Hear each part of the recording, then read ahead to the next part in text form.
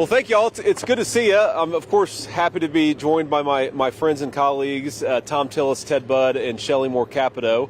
And look, they're all doing as well as they can, as much as they can to make sure that, I think in Shelley's case, Appalachia is prepared for, God forbid, the next storm. But for Tom and Ted to make sure that we deal with what happened.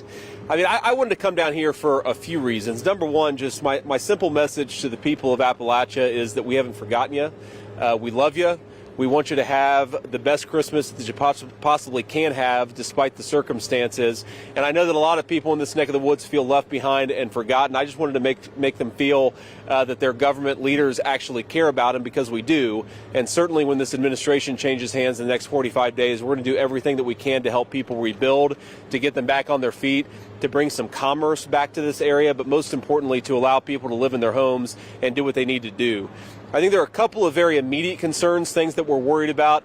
One is, of course, that because so many people live in effectively a designated floodplain, Ted and Tom have done some really important work to try to get the Biden administration, to try to get FEMA to actually provide the waiver necessary so that people can actually live in mobile homes in places that have been designated as flood areas. If you don't do that, you're not going to allow people to actually be able to celebrate Christmas around their families. We need to make that happen. These guys have done good work. They've started the Biden administration to actually respond to this request and allow us to get the residences and the homes that just on a temporary basis in the areas that have been designated floodplains. If you don't do that, there isn't a non-floodplain where you can actually put people. You've got to be able to get the waiver in at least temporary and medium-term housing.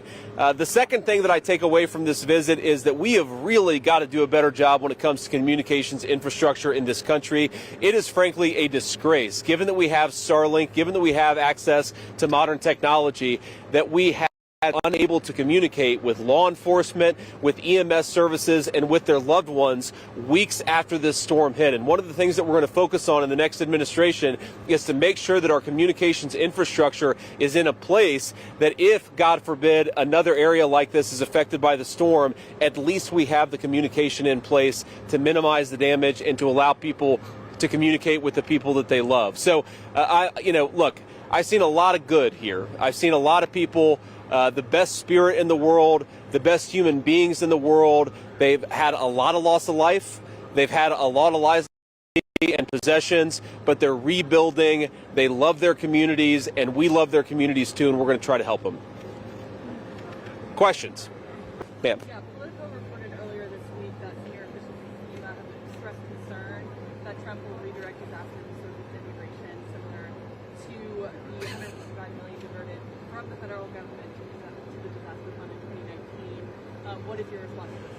Well, it is irony big enough that it could crush a vehicle, that the Biden administration, FEMA, is worried that Donald J. Trump is going to divert resources away from disaster relief and towards immigration. That's what they've been doing during their entire 4 years of leadership, is diverting disaster relief from the people who need it to the illegal immigration crisis that their policies have created. I happen to believe that we can walk and chew gum at the same time in the Trump administration.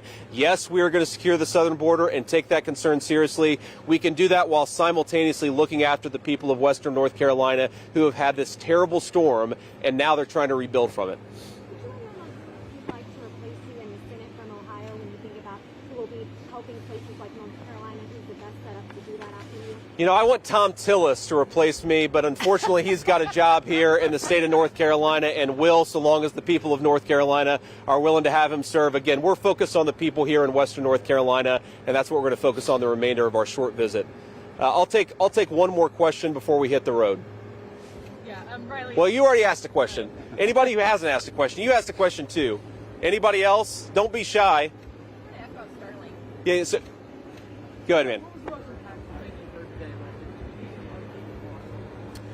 You know, the most impactful thing, and I heard a lot of stories, but the two in particular that jump out at me is, if you look at the family, this house behind us, the family that lives there, their grandfather lived in this trailer that's right behind us, and he had to crawl up the mountain because the water was rising so fast, and he obviously wanted to save his own life, but was also trying to save the life of a beloved pet. I met earlier a bunch of firefighters at the fire station, just probably, 5-minute drive from here, and one of the firefighters told me about his colleague who had lost his life saving people as the waters rose so quickly, and not just a firefighter, but also his nephew died and his son almost died. And I met his son, and I met his mom, I met his daughter, and I met his wife, just the best people in the world. And I think that's really, when I think about Western North Carolina, that's who represents this state and the people of the Appalachian region in North Carolina so well, is a firefighter willing to risk his life to save a member of his community, and then his family still standing there willing to tell his story, willing to make sure that the memory of their father inspires people instead of forgotten. It's just an amazing thing. We have the best country, we have the best people, and the Appalachian people of North Carolina, I think, are the very best of a very great country. And again, I'm mindful that in a few weeks, most Americans will celebrate Christmas, and I can't think of a better representative of the Christmas spirit and of the Christian faith than the people who have lost a lot, who are still grieving, but are helping their neighbors rebuild. We should all take inspiration from that as Americans, and I hope in the next few weeks that we do. God bless you guys. Thank you. Good job.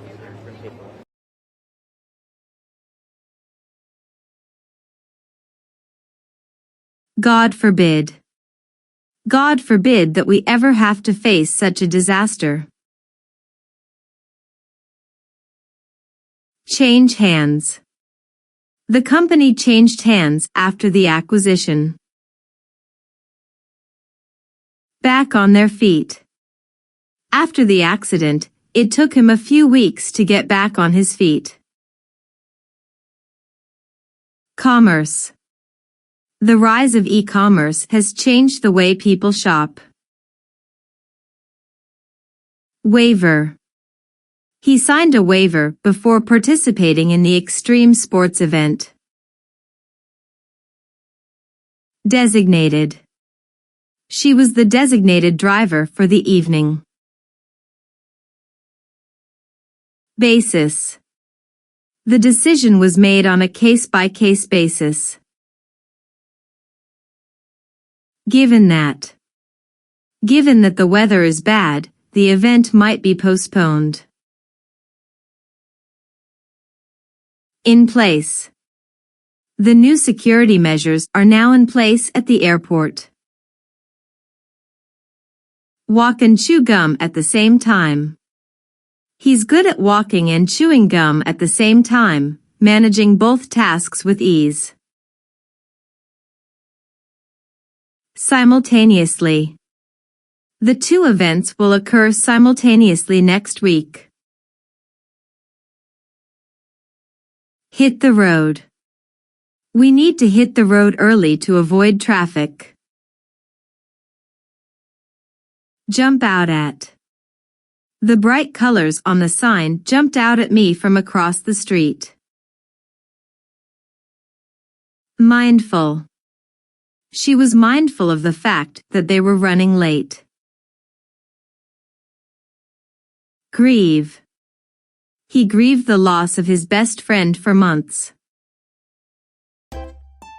If you enjoy this content, please consider subscribing to my channel to stay up to date with future videos. Thank you for watching.